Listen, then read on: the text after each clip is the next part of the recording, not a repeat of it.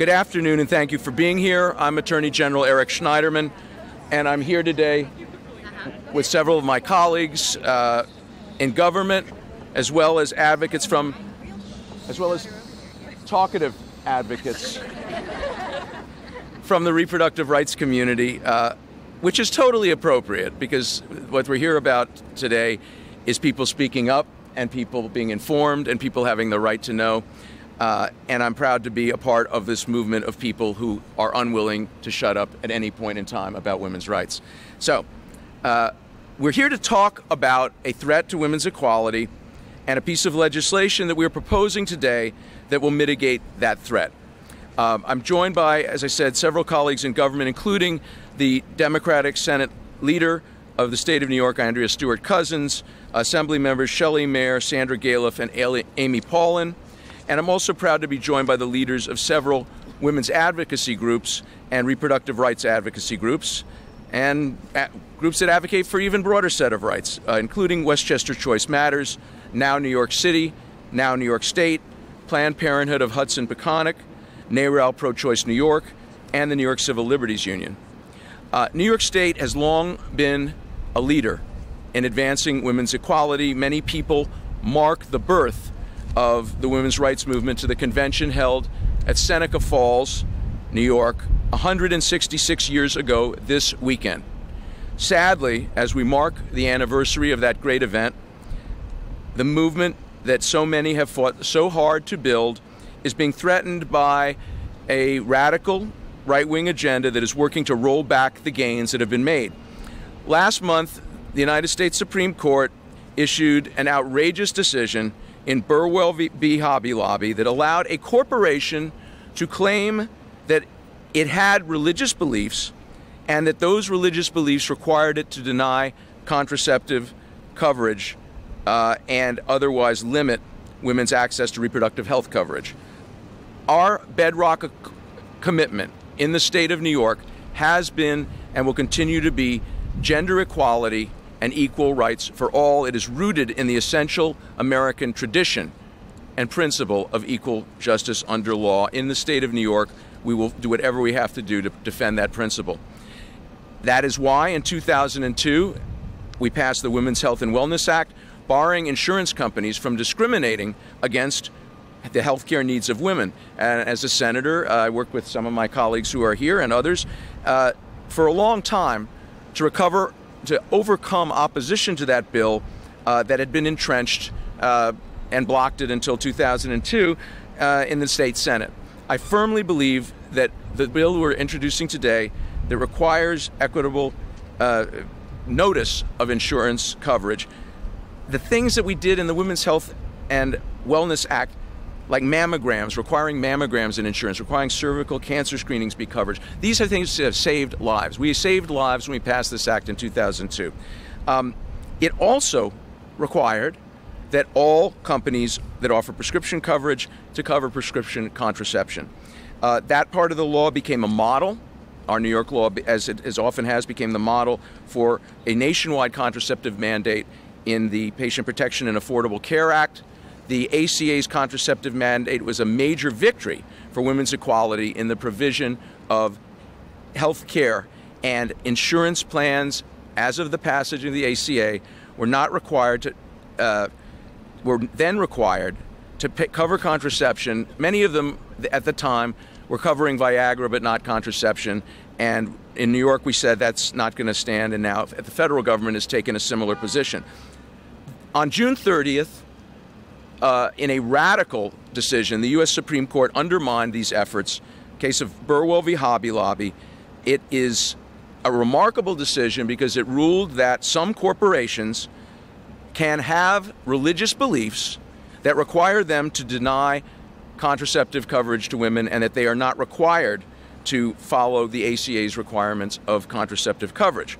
Now, in New York, most women still are protected because the Women's Health and Wellness Act remains in effect, but it does not reach all insurance plans. There are some insurance plans where the state government is preempted by the federal government, and for women who are not in protected plans, the Hobby Lobby decision poses a serious threat to their ability to make their own health care choices. We do not believe that anyone should have their personal health care decisions dictated by the religious beliefs of their boss. I have objected for a long time to the principle that corporations are people, and I think it's taken to new heights of absurdity by this decision. So today, we are working to propose legislation, and today we are proposing legislation for the state of New York to make women able, in spite of the Hobby Lobby decision, to make informed choices about employers, because we're going to require under this legislation employers to inform both current and prospective employees about whether their insurance plans include contraceptive coverage or not. The legal landscape after Hobby Lobby can be confusing to both employers and employees. Our proposed legislation will create one simple standard for notice for all employers and all employees. The Reproductive Rights Disclosure Act, which we are proposing today, will require employers to give 90 days written notice to employees, as well as to the state, if they're going to change their contraceptive coverage, and it will also require employers to provide prospective employees with notice of the contraceptive coverage they offer or if they do not. Workers are going to be able to at least make an informed choice before accepting an offer of employment. In short, we can no longer prevent all corporations from denying women contraceptive coverage if they're providing health care, but we certainly can prevent them from hiding what they're doing, and that's what this legislation that we're proposing today will do.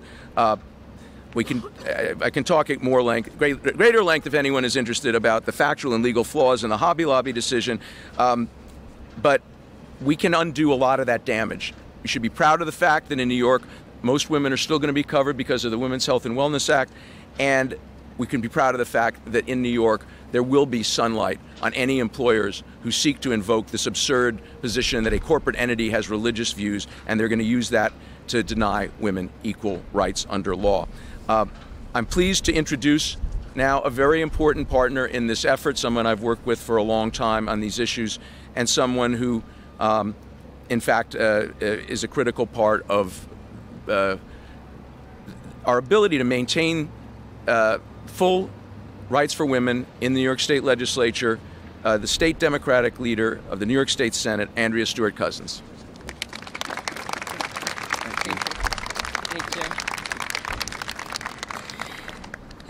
Thank you so much, Attorney General. I think that everyone in New York has to be proud that we have an Attorney General who is so clear on what is important to New Yorkers and certainly New York's women.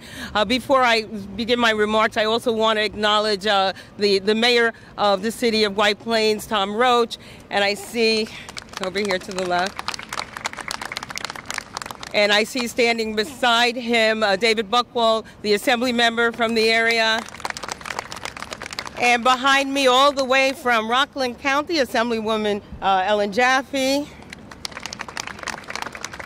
And because I had so much great fun in the county legislature before I was able to come to the Senate, I see a number of county legislators, Catherine Borgia, Mary Jane Shimsky, Alfreda Williams, Catherine Parker, and I hope that you all know what great representation we have and why it is so very, very important. On the day of the Hobby Lobby decision, calls were going out frantically. And I got a call from Catherine Lederer-Pliskett, who you will hear from later. And the next thing I know, the Attorney General's office, and it was about what can we do. And most of you have followed women's issues in New York know that the Senate Democrats and the Assembly have been fighting to make sure that we were able to pass the 10-point Women's Equality Act that dealt with things like pay equity and domestic violence and pregnancy considerations and trafficking and, yes, reproductive health issues. And despite our progressive label, we were unable to do a full 10-point plan.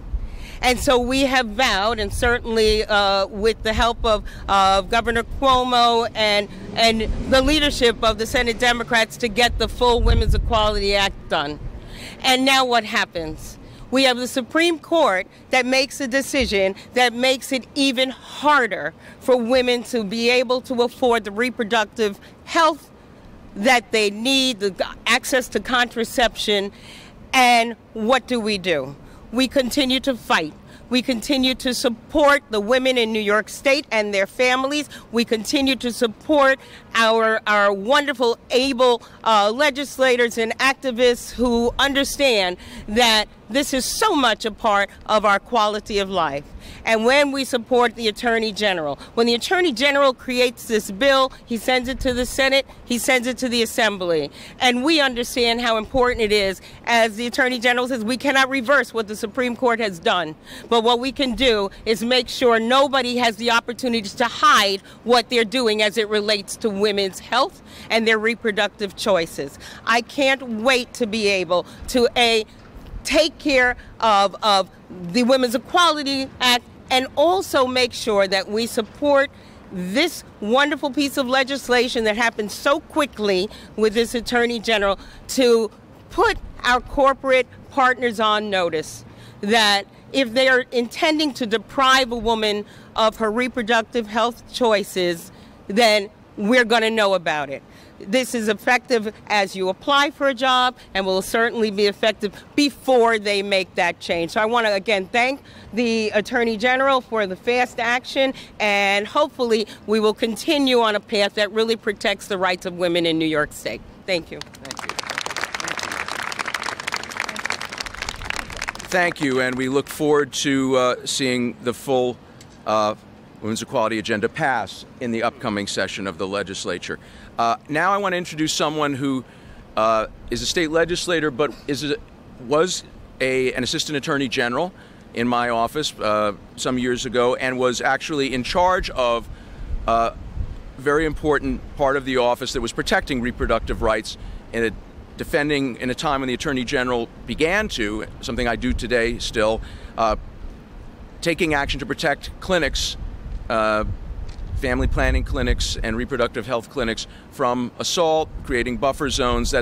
Our office has a very important job to do, ensuring that rights are actually available and not only there in theory. And Assemblymember Shelley was the leader of that effort in our office then, and she's a leader in the effort to protect reproductive rights in the Assembly now. Assemblymember Shelley. Thank you so much. I want to commend the Attorney General. As the Attorney General said, I spent 12 years in the Attorney General's office as an Assistant Attorney General, and I headed up much of the effort to protect women's health. This is a proud tradition of an Attorney General's office that's activist, that actually does things to make sure that women are protected, not just on paper, but in reality. And I want to commend the Attorney General and his staff for stepping up immediately upon getting this excellent idea from our friend, Catherine Lederer-Plesquette, making it into a bill and giving it to us. But he's carrying on a very important tradition, which is that the Attorney General's office is there to be an active partner in making sure women have access to reproductive health care, whether it's in front of a clinic or it's actually in their employment. I think this bill is so important because I think about the individual women in our districts, each of us and many of my Assembly colleagues.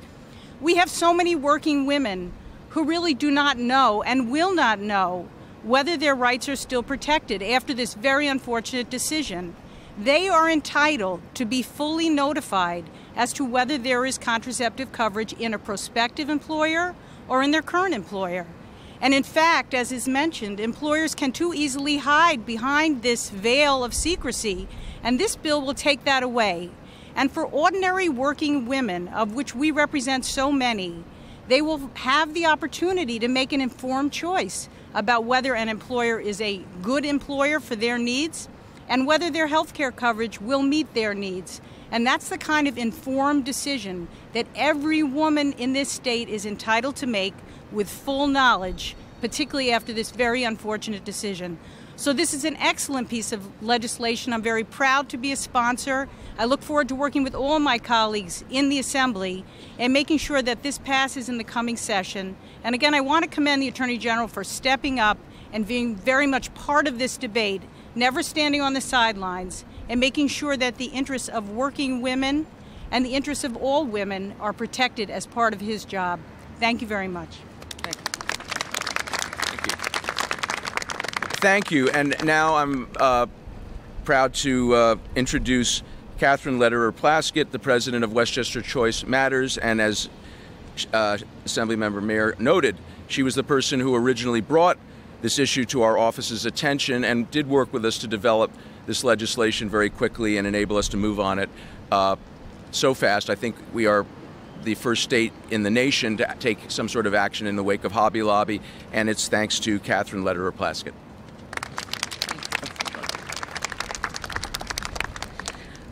Hi, my name is, as you know, Catherine Lederer-Plaskett, and I'm the president of WCLA Choice Matters.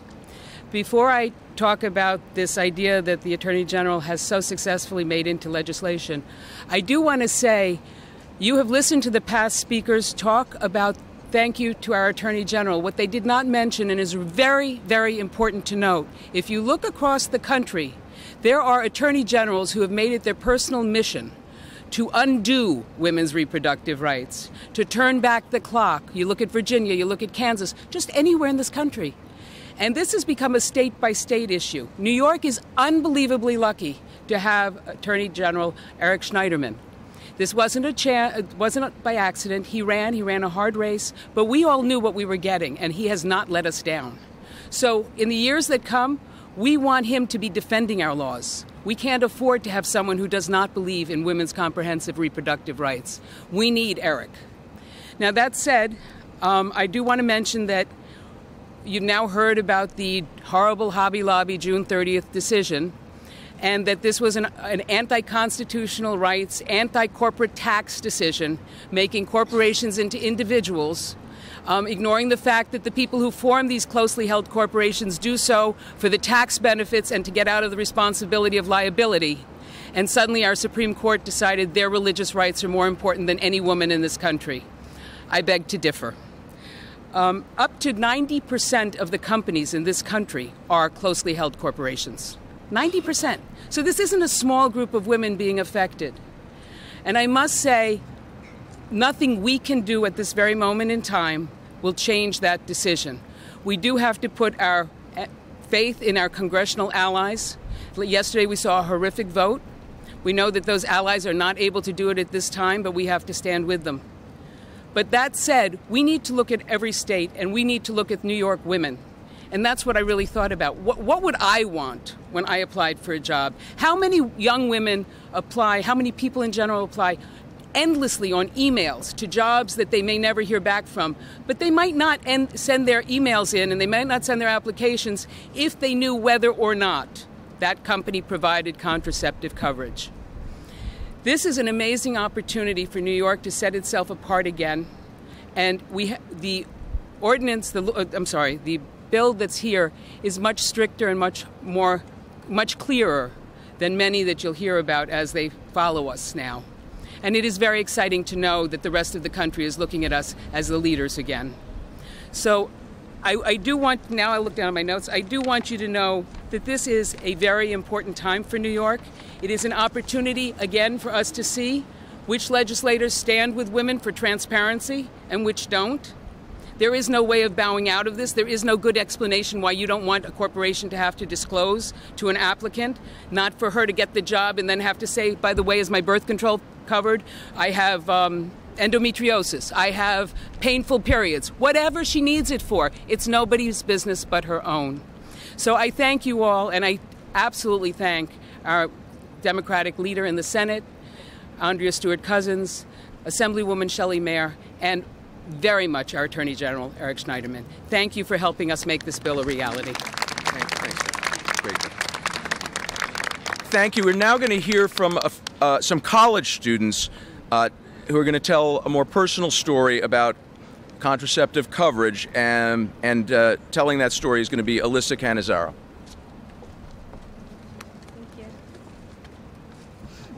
Thank you. Thank you.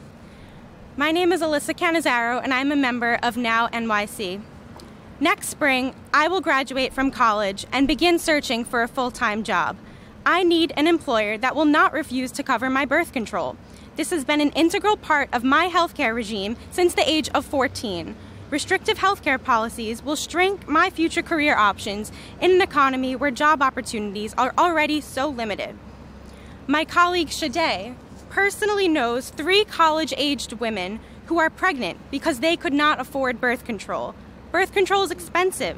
For someone who does not have the means to pay for a monthly pill or even the more effective and most expensive IUD, reproductive freedom becomes farther to reach when you are the provider of a child.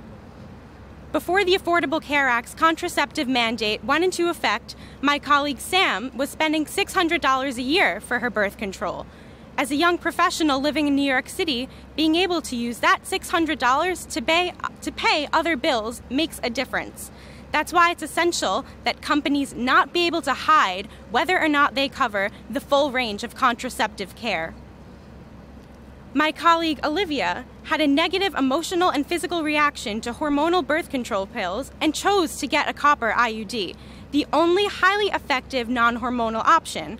The diversity of birth controls reflects the diversity of the human body. Therefore, it's essential that employers cover the full range of FDA-approved contraceptives.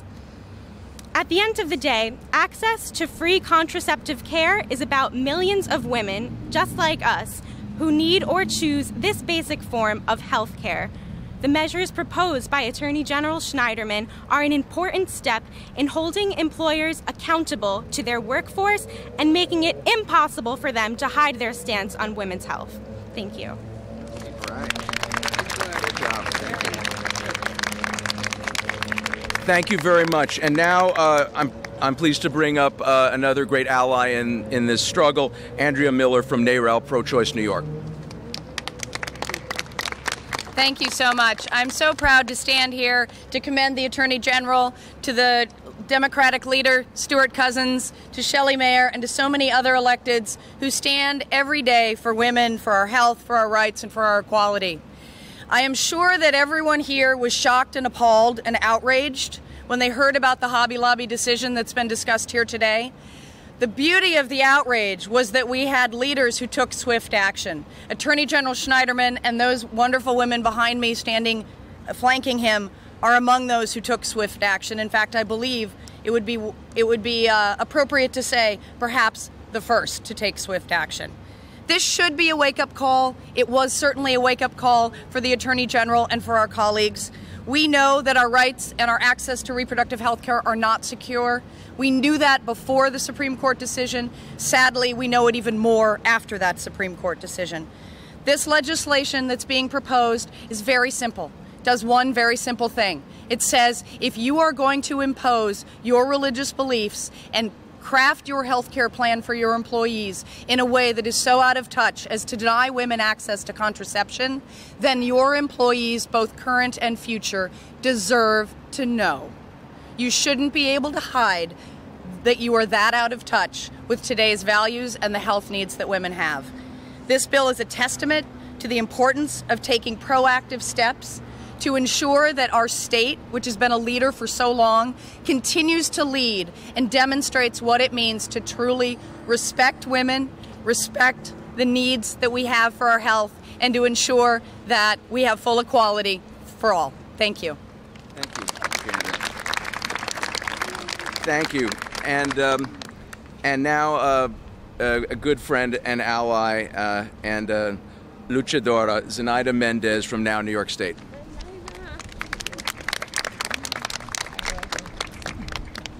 Good afternoon, everyone. I'm Zenaida Mendez, President of NOW New York State. Once again, our very progressive allies in the state legislature, Senator Andrea Stewart-Cousins and Shelley Mayer, and our Attorney General step up to the place in New York State and prove that we can be in top and that we can continue to be at the vanguard. The Supreme Court atrocity Hobby Lobby decision is an attack on women and our right to make our own health care choices.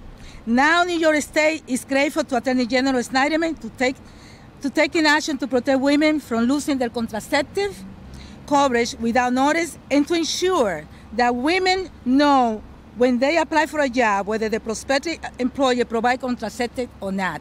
This is a must. When we talk about women of color in the state of New York, specifically Latinas and African American, we have to know that most of them do not get health care protection, do not get contraceptive. This will ensure that they will know as soon as they apply for a job that they have the right to know and they can make decisions on their own. Thank you so much. Thank you, Zenaida. And now someone who represents an organization that is literally on the front lines on these issues every day, Raina Schifrin, the CEO of Planned Parenthood of Hudson, Peconic. And I'm here representing family planning advocates of New York State and all of the Planned Parenthoods in New York. The Hobby Lobby decision clearly prioritized the desires of bosses over the health care needs of women. Contraception is basic, essential health care, and the most effective forms of contraception can be prohibitively expensive without full insurance coverage. The cost of IUDs is a full month's pay for a woman working full-time at minimum wage. Planned Parenthood and other women's health care providers know that. Unfortunately, cost is often a factor for a woman when making a decision about which method of contraception to use. Birth control decisions should be made based on a woman's needs, not her paycheck.